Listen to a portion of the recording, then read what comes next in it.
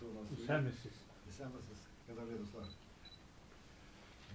Вопрос, который у меня задает, который я хочу все время задать, и все время не могу на него найти ответ, он немаловажный по сравнению с теми даже кадетами и так далее, потом все это хорошо.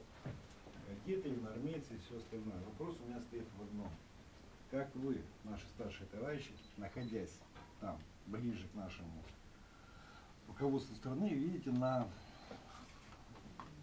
пытаетесь объяснить нам здесь, на территории живущим, да, в том, что вот не в обидно будет, да, меня ребята знают, давно знают, в том, что в нашей стране почему-то в последнее время постоянно стала звучать одна такая вещь.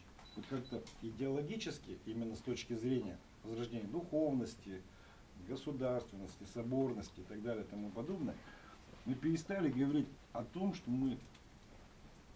государство, как таковое, как аппарат управления нами, оно вообще перестало заниматься воспитанием, духовным воспитанием молодежи.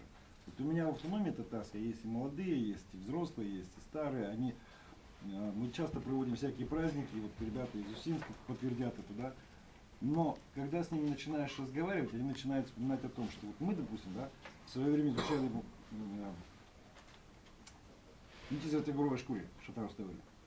Чингиза Айтматова читали. Надара Думбадзе читали.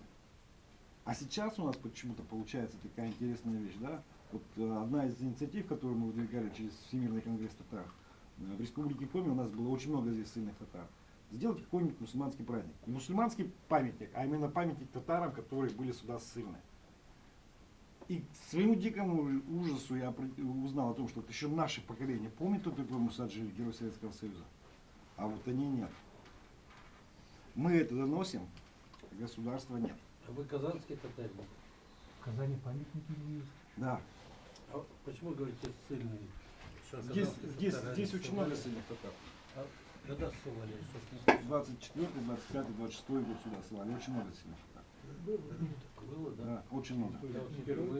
Тут 20, среди татар вырос. 23% местного населения, остальное Да все. тут если посмотреть, у кого ссыльных нет, пусть останется И ссыльных. вот возникает один вопрос, и я бы хотел услышать его.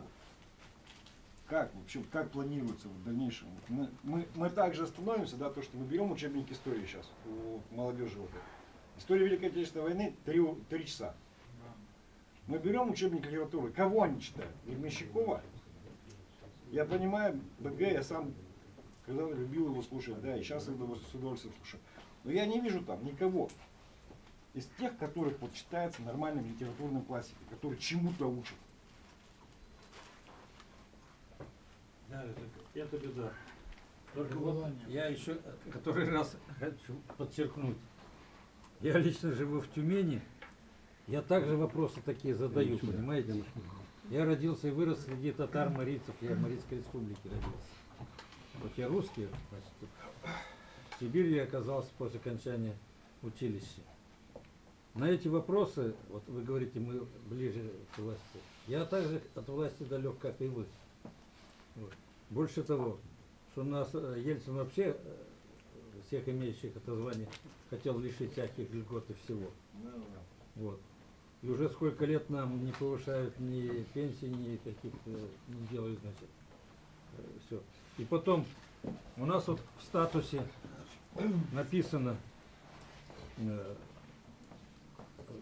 первых строках: герой должен быть образцом, примером для всех подражающих. Вот про меня, допустим, фильм есть «Кандагар», вы видели, да? Он реалистичен? Хотел задать. Ну, по моим рассказам.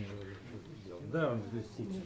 Он просто за 2 часа экранного времени не вложит все то, что было целый год, больше года. Но это художественный фильм. В жизни, конечно, все хуже было. Вот. Есть фильм, поэтому меня приглашают, меня узнают. Вот. Но чем хуже вот другие герои, каждый из других, потому что про них, если про Мересьева мы узнали только потому, что была книга, написана Борисом Полевым, «Повесть о настоящем человеке», и о нем мы до сих пор знаем, да? Хотя его в живых уже нет. Вот. Это мы знаем. Вот, значит, что я вас перебиваю, это мы знаем. Это мы знаем, это наше поколение сидит, знает. Ну хорошо, пусть так. Значит, хотя бы так. Вот. А вот было 12 776 героев Советского Союза. Из них более 8 тысяч получили это звание посмертно. Из 1200 где-то героев России живыми получили это звание чуть побольше 300. То есть из 3 представленных к этому званию, по статистике просто, 2 получили посмертно, 2, а 3, как говорят, случайно выжившие в такой ситуации, и то половина из них инвалиды. Вот сидит Валерий Анатольевич, он герой Советского Союза, но он без ног, вы знаете об этом, да? Вот. Вот сейчас придет Слава к нам, да? Ну, вы его все знаете, упоминали, Бочаров. Он тоже ведь пострадал, у него там и челюсть восстанавливали, его вообще погибшим считали, понимаете? Вот. И поэтому я вот везде говорю, о каждом, о погибшем, о живом должны быть книги, документальные, художественные фильмы, а не Дом-2 крутить круглые сутки, понимаете? Это возмутительно, потому что хорошие передачи, хорошие фильмы идут, как правило, ночью, и то иногда. Вот даже такая патриотическая у нас есть программа как «Звезда», знаете, да? Да. Вот. И вот я такую картину наблюдал где-то в прошлом году. Ну, я поздно засыпаю, смотрю, в 2 часа ночи показывают фильм по «Звезде», «Первоклассница». Ну кто ее будет смотреть для того, чтобы заполнить это время, что ли, это показывать? Через неделю показывают в 7 часов утра эту передачу, понимаете? Зато это значит женитьбу там и какую чушь только не показывают. И вот задают вопросы, я вот этому же Соловьеву задал вопрос, приехал, когда его сняли из НТВ, приехал к нам в Тюмень. Тогда они очень рьяно про русский фашизм говорили, помните, да? Я ему задал вопрос, я говорю, почему вот такие фильмы? А раз вам не нравится, не смотрите. А что смотреть, если больше ничего не показывают? Это раз. Во-вторых, я говорю, ну ладно, есть отдельные подлецы. В любой нации они есть. Поэтому в любой нации, в любом государстве есть и тюрьмы, раз есть подлецы. Но зачем вы из-за отдельных людей, значит, целый народ унижаете, русский фашизм? Я говорю, кто фашист? Я герой России?